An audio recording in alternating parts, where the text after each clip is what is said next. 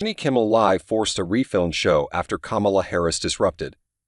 Codpink Inland Empire and COBEPINK Southeast led joined a coalition of peace activists at last night's live taping of Vice President Kamala Harris' appearance on Jimmy Kimmel Live.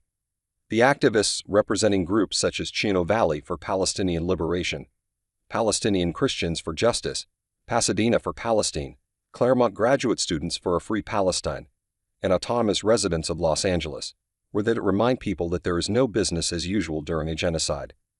Security approached a few of the audience's peace activists, pulled them aside before Vice President Harris arrived on stage, and forced them to leave. After Harris was introduced and seated, the activists set off a chain of disruptions that led to the illegal detainment and physical assault of some of the activists by security. The activists were told they were under arrest, despite no one having Miranda rights read or anyone showing badges or authority to make an arrest. Activists were being illegally detained and were told to turn over their IDs. When activists asserted their First Amendment rights and attempted to leave the premises, some were physically restrained with excessive force, and the gates of the building were locked by security, illegally imprisoning the peaceful demonstrators. At one point, a security guard put one of the activists in chokehold until others were able to get him to release him. As clearly shown in the video, this act of violence was unprovoked and completely unnecessary.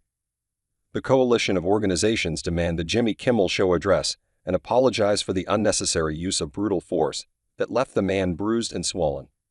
TOVPNK Inland Empire member Rachel O'Meal explained, "We reject business as usual as the Israeli government carries out a genocide against Palestinians in Gaza, all with the unconditional support of the Biden/Harris administration. We took this action today to put pressure on the administration to back up their words with actions, stop arming Israel, and support a permanent ceasefire resolution at the UN."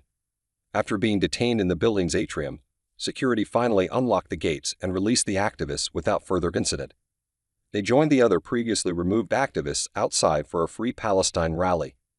The protest comes as the genocide in Gaza enters its 9th month, with reports of nearly 40,000 Palestinian lives lost.